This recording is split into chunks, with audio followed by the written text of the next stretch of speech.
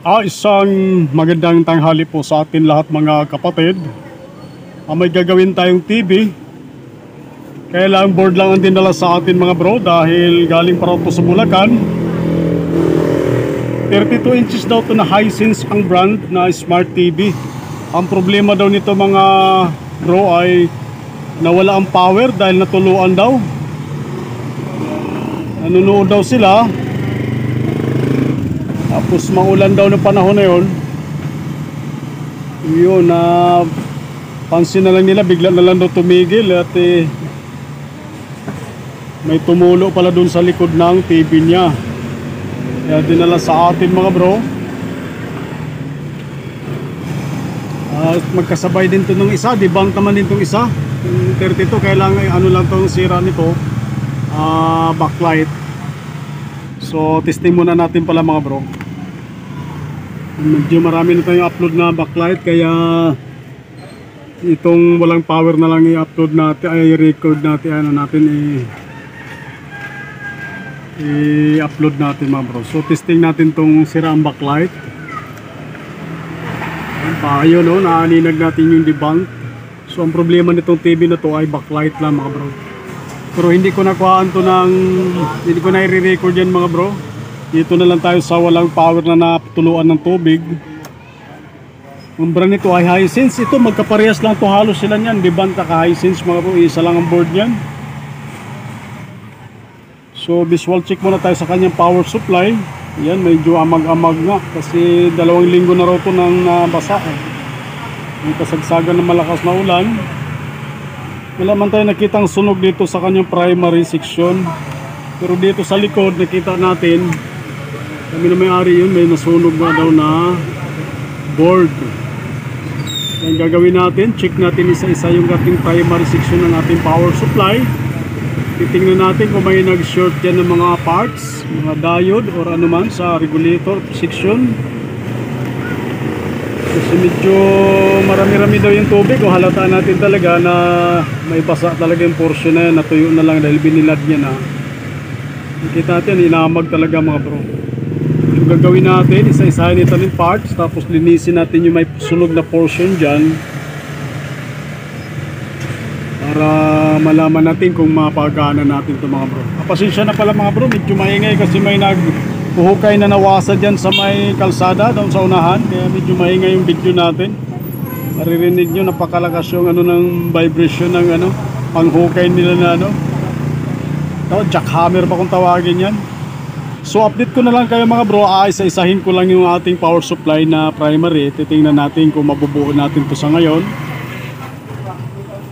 At magkasabay ito, mamaya ko na gagawin itong backlight ng sira. Medyo marami na tayong na-upload na backlight ng sira, kaya dito na tayo sa walang power na nasunog dahil sa tubig mga bro. So update ko na lang kayo mamaya mga bro.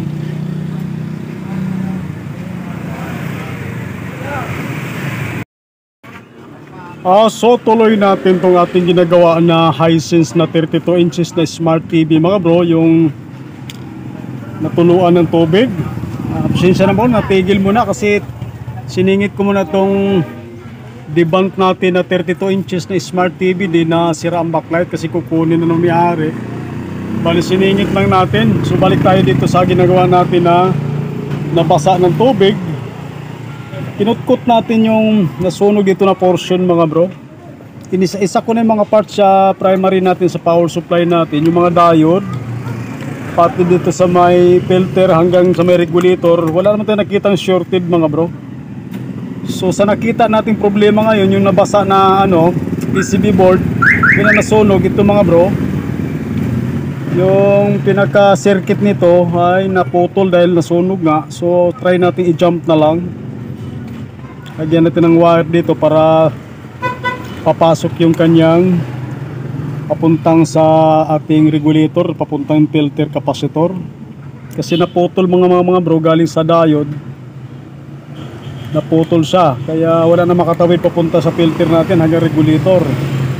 Tapos inisa-isa na natin lahat yan, yung mga diode, mga filter, pati yung regulator, tinignan na natin. Okay naman siya, diode test naman siya, hindi naman siya shorted. So try na lang natin i-jump mga bro. Titingnan natin kung magkaroon na siya ng standby power. Yan muna gagawin natin. Bale, siningit lang natin itong isa kasi kukunin kasi nagmamadali. Kaya siningit lang natin itong debunk na sira ang backlight. So lalagyan mo natin ng wire mga bro yung naputol na circuit nya para malaman natin kung magkaroon na siya ng standby power.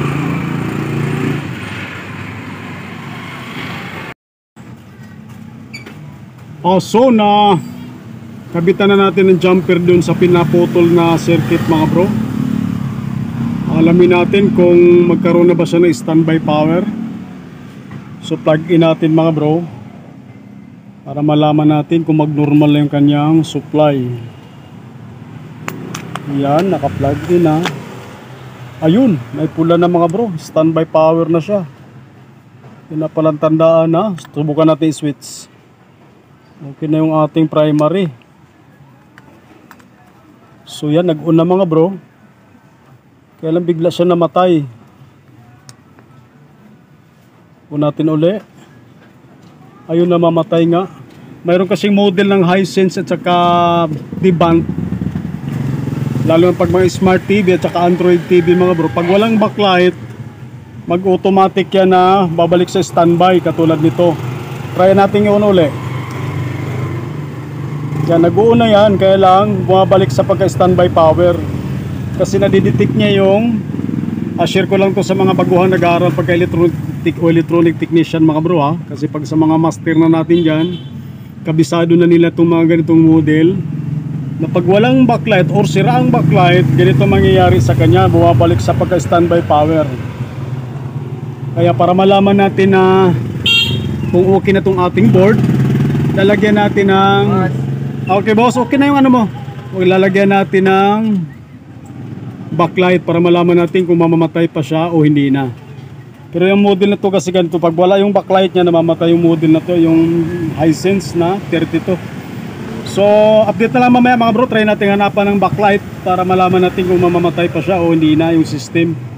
Kasi may kukunin mo na sir? Okay, plug in natin sir para makita. Pinatay ko muna. So ano ba yun? Okay, bunutin ko muna pala yung aking isa. May standby naman, maluwag. Teka, lipat natin. Okay. So update na lang mamaya mga bro, may kukuha lang ng TV.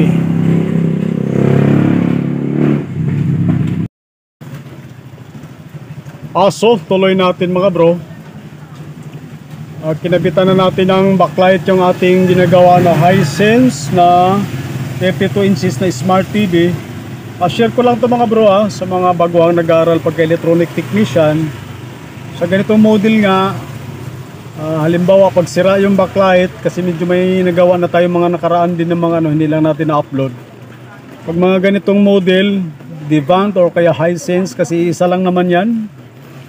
Isa lang, pag kinumpara mo yung board niyan, isa lang yung pati yung remote niyan, magka-match din yan. Parang pangalan na magkaiba mga bro. Siguro mag-sister company yan sila. Pag ganito mga model, pag wala yung backlight or sira yung backlight, magsa-shut off yung ating system mga bro, na didetect niya. Di katulad ng mga LED TV na mga Devant lang o kay Hisense, kahit sira yung backlight or walang backlight, tuloy-tuloy pa rin yung system niya. Hindi siya namamatay, hindi siya nagsa-shut off. Kaya ito, testing na natin, alamin natin kung mamamatay pa rin ba yung pinakaano natin. So ayos lang natin para makita natin na maigi. So yan, nakakabit na yung backlight natin. At biglang umulan kasi. Bulabog na naman tayo sa ulan, kaya natigil tayo mga bro. So yan, dito yung standby natin. Ito yung pinakaano. So plug in natin. Alamin natin kung mamamatay pa rin ba siya. Ayan, naka-standby power na mga bro. Power on tayo. Ayan, nakita niya natin mga bro, umilaw na yung kanyang backlight. So observe natin to kung mamamatay ba yung backlight niya. So sa nakita natin, nagalaw pala. Nagalaw natin yung nagalaw natin yung ating saksakan. Lipat lang natin mga bro. Maluwag. Yan, plug in na, power on tayo ulit. Nagalaw, maluwag yung saksakan pala natin. So yan, pag ganyan nagbiblink siya mga bro, naglo-loading yan kasi smart TV yan. Tapos mag ano na yan, yan. Hindi na siya babalik sa kanyan, dating nag-standby. So yan, tuloy-tuloy na yung ano natin mga bro, ibabad lang natin. Para malaman natin kung babalik pa rin ba siya sa pagka-standby. Pero katulad kanina itong ganito, dapat na standby na yan nung wala pa yung backlight natin.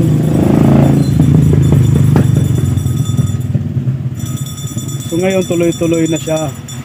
So obserbahan lang natin. Wala tol eh. Nasa loob. Yan, obserbahan lang natin mga bro. Yan, medyo matagal-tagal na siya, hindi na siya bumalik sa ano. Ganito kasi model niyan, pag ano, nadidetect niya pag walang backlight. Yun ang mahirap kasi pag wala yung pinaka-screen, yung board lang dadalhin, ang mga patuloy tayo, maghanap pa tayong backlight na pwedeng ikabit. Ayan, matagal na siya mga bro, hindi na siya bumabalik sa pagka-standby power. Dahil may backlight na siya, hindi niya na nadidetect na wala yung backlight. Ganito kasilan yung Hisense at saka Devant. Mayroon ding isang TV pa na ganito rin. Pag wala yung Sharp pin pala, maalala ko. Pag Sharp, ganun din yun. Pag wala yung backlight, nagsa-shut off din, nagbi-blank. Mayroon pa isa pala, Sony din, ganun din pala yun. Hindi katulad ng mga China na mga TV, mga Panasonic, Astron, kahit walang backlight, tuloy-tuloy ang takbo ng kanyang system. Hindi siya mag-protect kung tawagin. Katulad nito, mag power protect pag wala yung backlight or sira yung backlight. So yon, medyo tumagal na mga bro. Okay na yan, sigurado na ako na okay na yung pinaka motherboard natin. Kakabit na lang ng may-ari doon sa screen kasi ganito nga lang yung dinala sa atin. So maraming salamat sa inyong panonood mga bro, at magandang hapon po sa ating lahat. Sureball na yan, maganda na siya.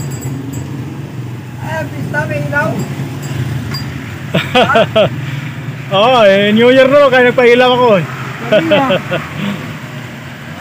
Tinesting ko lang kasi wala, yung board lang dinala na may-ari, wala yung kaha eh. Kaya kinabitan ko ng backlight para hindi siya mamamatay. Nabasa eh. Nabasa yung pinaka-board na tuluan. O hindi pa pala naka-off pala. So maraming salamat po muli mo lang ang bro. Hindi ko pala napatay pa pala itong aking record na to.